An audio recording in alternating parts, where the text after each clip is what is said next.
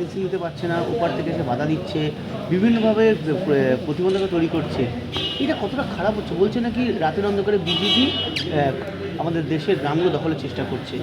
এইটা কতটা খারাপ? পরিকল্পিতভাবে একটা যুদ্ধ বাঁধাবার চেষ্টা করছে। আজকে এখন যারা সরকারে আছেন বাংলাদেশে, যতদূর আমি সংবাদপত্র পড়ে যা বুঝতে পারছি যে তারা খুব একটা ভালো কমফোর্টেবল জায়গায় নেই। তাদের উপর একটু মানুষের আস্থা হচ্ছে আস্তে আস্তে।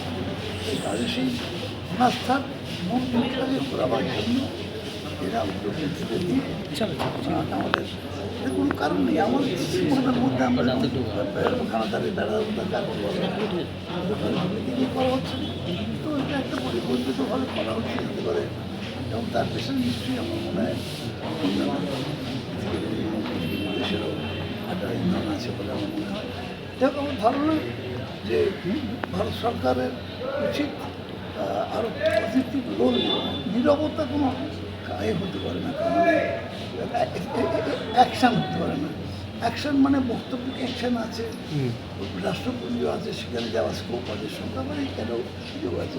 কিন্তু একবার নীরবতা পালন করছে যেটা কেন্দ্রীয় সরকার, সেটা আমার মনে হয় যথেষ্ট ভারতবর্ষের মানুষের মনের উপরে আঘাত করছে, বিশেষ করে বাংলার মানুষের মনের উপর প্রচণ্ড আঘাত।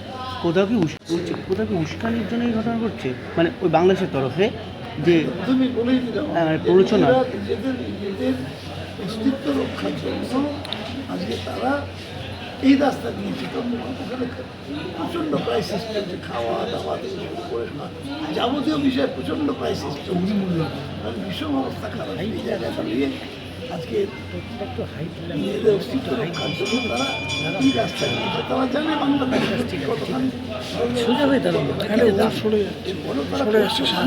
আরে যুদ্ধ হয়ে গেলে তাহলে আজকে মানুষকে ওরা ওই দিকে ফোকাসটা সেটা সেভাবে নিশ্চয়ই আমরা পা দেবো না, কিন্তু তবুও বলি যে অন্তপক্ষে স্টেটমেন্ট দেওয়া বা আরও বেশি প্রোঅ্যাক্টিভ হওয়া উচিত ছিল।